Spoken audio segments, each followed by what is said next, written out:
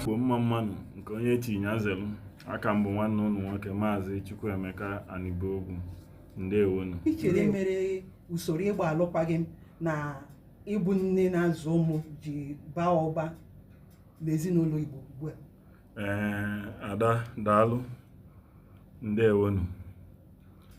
Na mbido ịma na ndị kwu okwu ekwugo na enugide si na ada anụzi etinye mma n'onu, mana ọ bụla efe eji malụ Igbo. Na mbụ nchọha ntụnye aka na nne na-azụ ụmụ ọbụla yanwa bụ single mother n'ọnụ iti ka ntinye obele oyibo na ya.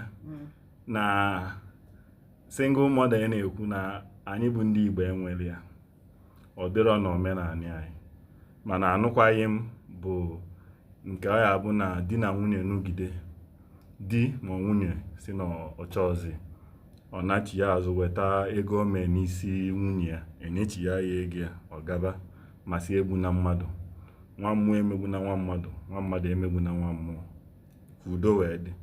Mana na ana Igbo anyị enwelọ single mother, ọ na-abịazi tụgharịa na asụsụ anyị ka anyị wee nweta, maka omenala Igbo bụ na nwa ya enwelele nne na nna, enwe onye mụ nwa na enwezi ka ọ ya esi wee dị n'ife mberede ọbụna nna anọzi ma na nna anọzi ọfụ ofu onye, ma nke a bụ na ọnwụ mee. Mana Igbo anyị enwelọ single mother. Omenala Igbo kwetara na bifo nwa apụta enwe nne na nna, mana ajọ ife kazi nkọ ugbu a, ya mee isiokwu ya ji tọọ m ụtọ nke ukwuu mgbe iwepụta ya mfụ ya. Ya bụ isiokwu amaka, ọ bụla ife eji mara Igbo, ọ bụla ife eji mara anyị. Soro na ihe na-akpata adịghị mma nke ọlụmdi na nwunye. Ada daalụ, taa adịkwa egwu. Ọ dịka ije kwadola ya akwado maka izuụka ga-aga, ọ dịka ọsọ gị i wee kwadola ya akwado wee bịa. Ya bụ nkwado wee dịkwa egwu nke enyi, ekene m gị ọga m ọkwa sọ mụ na anyị nọzi. Ajụjụ ga-amaka. Isiokwu anyị bụ ofufe ka anyị na-ekwu ka ebenata anụkwaghị m n'ala Igbo. Mana ịza ajụjụ gị isi na ife akụ ife enwe so na ife na-etisa ezinụlọ, nke a bụ eziokwu, maka na ọ na-eli nne ya nwere anwụrị.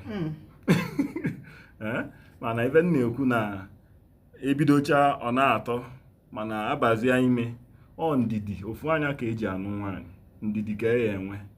Mana ịza ajụjụ gị bụ na achọtalọ iwe ya abịa, o so na ife na-etisa ezinụlọ. Mana ọ bụ na di na nwunye nwee nghọta bido na gboo ka Ada si wee kwu na o bido mgbe na-eme enyi, ụnụ nghọta onwe ụnụ mgbe na-eme enyi, ụnụ ya ebinwu ka di na nwunye ya na ụtụtụ ka eji wee chọba anya bụ ewu.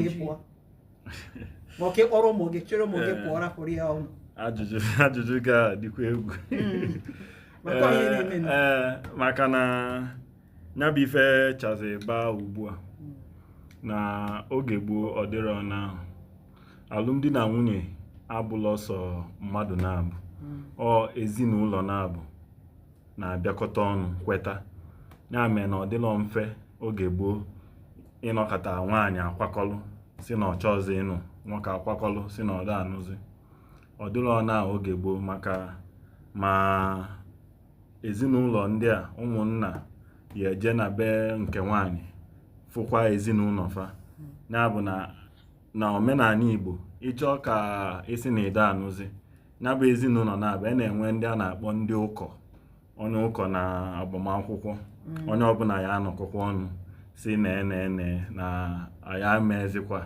Mana ife na-akpata ya bụ na ofu onye n'ime di ma ọ na nwunye ekwetazi n'ife ekwu, onwe ike ọbụna ọ gbabago n'ilo, ya bụ ebe otu bụ ịgba n'ilo. Ụmụ nwaanyị niile chọzi ya odogwu parala.